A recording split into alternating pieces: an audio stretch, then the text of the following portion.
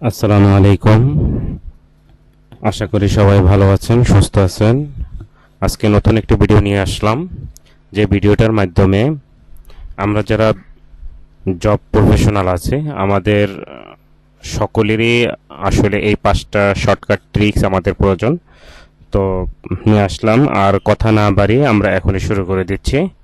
আমি যদি এইটাকে হচ্ছে কি টেবিলের ভিতরে নিয়ে আসতে চাই, যে একটা টেবিল আমি আইটেমগুলো লিখেছি, এখন একটা টেবিলের ভিতরে নিয়ে আসবো। এখান থেকে আমি সিলেক্ট পুরোটা সিলেক্ট করলাম, কন্ট্রোল টি, আবারও বলছি কন্ট্রোল টি, এখান থেকে ওকে প্রেস করে দিব। টেবিল হয়ে গেছে। এরপর আমরা যেটা শিখব সেটা হচ্ছে কি আমার এখান থেকে আমরা পুরাটাকে সিলেক্ট করে নিব। এখান থেকে আমরা পুরোটা সিলেক্ট করে নিলাম, এরপরে কন্ট্রোল স্ল্যাশ, এখান থেকে দেখেন যে কটা নো আসছে সে কটা চলে আসছে। এখান থেকে আমি রেড মার্ক করে দিলাম, এখন রেড মার্ক হয়ে গেল। এরপরে আমরা যাই 3 নাম্বার শর্টকাট ট্রিক্সে। 3 নাম্বার ট্রিক্স, এখান থেকে আমরা 3 নাম্বার ট্রিক্স, এখান থেকে আমরা পুরাটাকে আমরা সিলেক্ট করে নিব, নিয়ে অল্টার প্লাস দিব। দেখেন সব যোগফলগুলো এখানে চলে এসেছে। এরপরে আমরা 4 নাম্বার ট্রিক্সে যাব।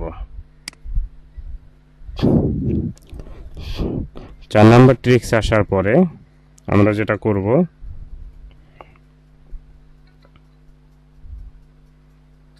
আমরা গ্রাফস কিভাবে আঁকবো সেটা দেখব।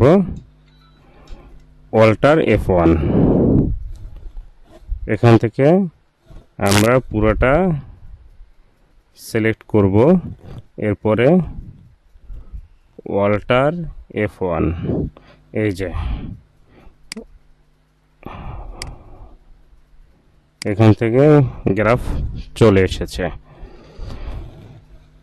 এরপরে সর্বশেষ যেটা আমরা যে ট্রিক্সটা দেখব সেটা হচ্ছে এখান থেকে এগুলোকে আমরা যদি দেখেন, এখান থেকে আমি যদি টেনে দেই তাহলে এগুলো কিন্তু ঘরের বাইরে চলে গেছে। তো সেক্ষেত্রে আমরা যেটা করব, এখানে সিলেক্ট করলাম, সিলেক্ট করার পরে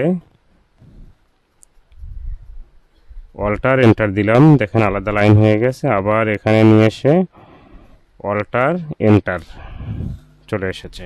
এই ছিল আজকের মতো আয়োজন। আগামী পর্বে ইনশাল্লাহ দেখা হবে। ভালো থাকবেন, সুস্থ থাকবেন। আসসালামু আলাইকুম।